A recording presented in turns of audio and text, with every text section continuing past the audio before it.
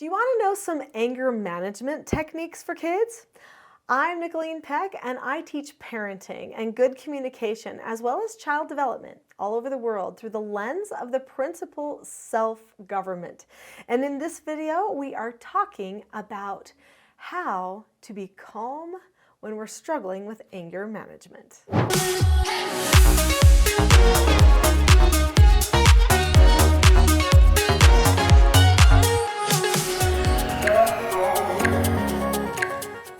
In this video, I'm going to share with you a little bit of my history working with anger management, and then also I'm going to share with you some techniques and skills of self-government that you can use to help with anger management issues that you're dealing with. I know it can be very frustrating to be working with children who struggle with anger management issues. I know because I used to be a treatment foster parent for troubled teens.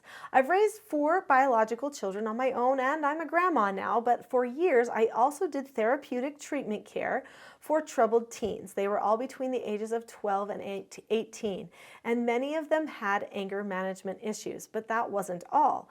On the files of the youth that came to my home, usually there would be a combination of things like ADHD, ODD, anger management issues, or ADHD, autism, and anger management issues, or bipolar personality disorder and anger management issues.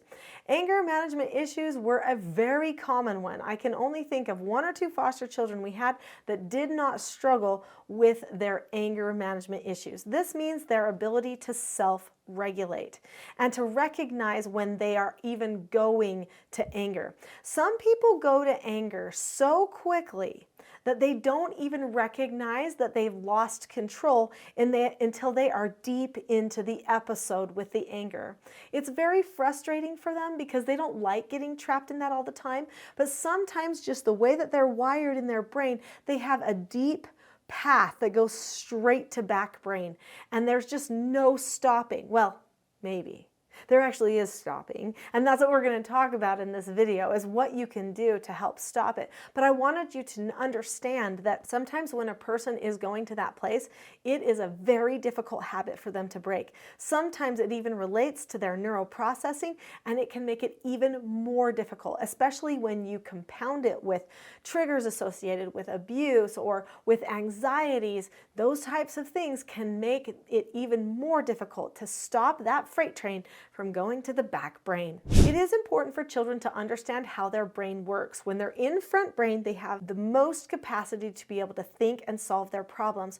When they're in midbrain, they only have a bit of an ability to solve problems. When they get to back brain, it's almost completely gone. They've only got about 10% capacity to solve problems at that point, which is why if a person goes straight to anger, to fight or flight in their back brain or downstairs brain, it is not worth at all taking the time to try to discuss the issue that has them all worked up at the time. They can't solve the problem. It's going to be impossible. At this point, they're just expressing emotional outrage because they had the feeling of anger. It took over very quickly and they went into autopilot. So what do we do to help them? Well, first we teach them the skills of self-government. Now, self-government means being able to determine the cause and effect of any given situation and possessing a knowledge of your own behaviors so that you can control them. When a person learns self-government, they are taught the 4 basic skills of self-government, which are to follow instructions, to accept no answers and criticism, to accept consequences, and disagree appropriately. When a person is fully self-governing, they can do all 4 of these things without being prompted. That means they can give themselves instructions, no answers, accept consequences for their own life, and disagree appropriately with other people around them. They should be very healthy emotionally and socially if they're learning how to self-govern. When a person has anger management issues, they oftentimes seem like they're very far away from that bar of being able to self-govern. But don't worry, because most children struggle at some point or another with some anger management issues. One of the factors of whether it goes too far is if the parents decide to address it early. When parents address an anger problem early on and help the child understand calmness and get to calmness, it makes all the difference. I need to tell you a little story about my granddaughter, Clara. I was visiting with her family and I noticed that Clara, who's 2 years old, has decided that being sad or whiny is funny. Okay? She calls it silly. So every once in a while, she'll go, "Oh, sad." But her parents don't think she's really sad. They'll say, "Oh, Clara, are you pretending to be sad?" "Yeah." "Why are you pretending to be sad?" "It's silly." And so they'll say, "Oh, okay, well, that's really silly, but you should be happy." And so then she'll say, "Claire's happy." And she changes just like that. Now, when she gets angry, they say, "Oh, Clara, right now you're being angry. We need to go through our calm plan." And they have a certain plan that they go through to help her get to a place of calmness. They have a special calm down spot that's for her. They also have certain words that they say to her every time to help her get to a place of calmness. This empowers Clara so that she does not choose anger very often. Now, toddlers, they choose anger a lot, right? Because they don't have all the words to say. They get very frustrated, but they've taught Clara even the 4 basic skills. Clara knows how to disagree appropriately. Let me just tell you, this was so amazing. They were at my house visiting, and suddenly I told Clara no, that she couldn't have something. It was like a treat or something. And she looked at me and she said, "Popoli?" I didn't know what she was saying, and I looked at her mom, and her mom said, "Oh, she's disagreeing appropriately." And I said, "Oh, are you disagreeing appropriately?" And she said, "Yes." And I said, "Okay, Clara, you can disagree appropriately."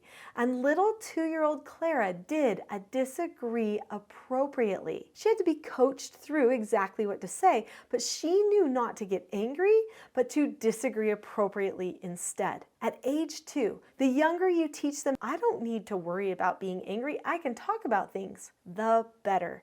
But let's say you have a child who's older and now you're like, "We've got issues. These are anger management issues." What do? We still teach the 4 basic skills of self-government, and we teach them how we are going to correct them, praise them, and help them along when things aren't going right. It's important to pre-teach your child how you will correct them when they start to go out of control or they get angry.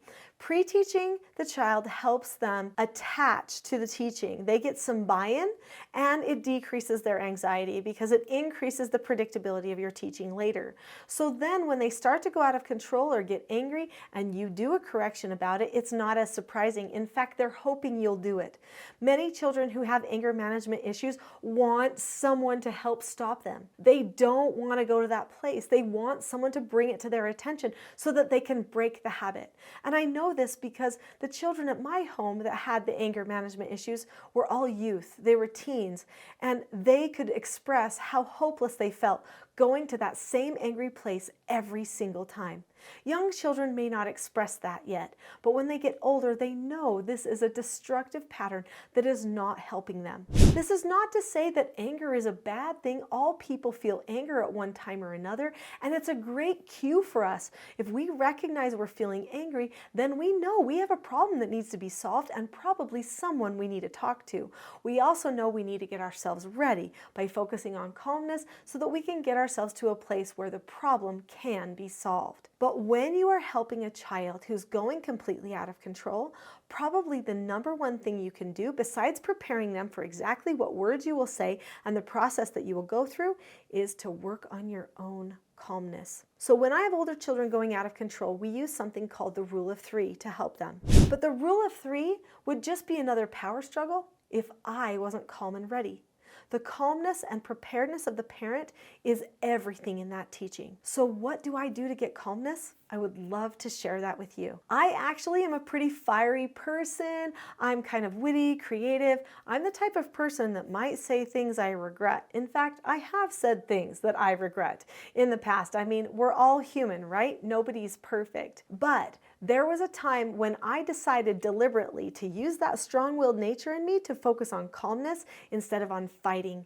Instead of on controlling another person, I was going to control me. And as soon as I learned how to do that, all of my relationships changed, including my parenting relationships. I would like to give you a free gift that will help you with your calmness. It's a mini course that is a beginning course for learning self-government. It won't teach you all the skills of self-government, but it will focus on the skill of calmness. It's called the Calm Parenting Toolkit, and you can have it right now for free. In the description below this video, there's a link that says teachselfgov.com/toolkit. And if you go to that site right now, you can have the Calm Parenting Toolkit for free. So click on the link now, get started on your calmness, help you and your child with these anger management issues. I'll see you there.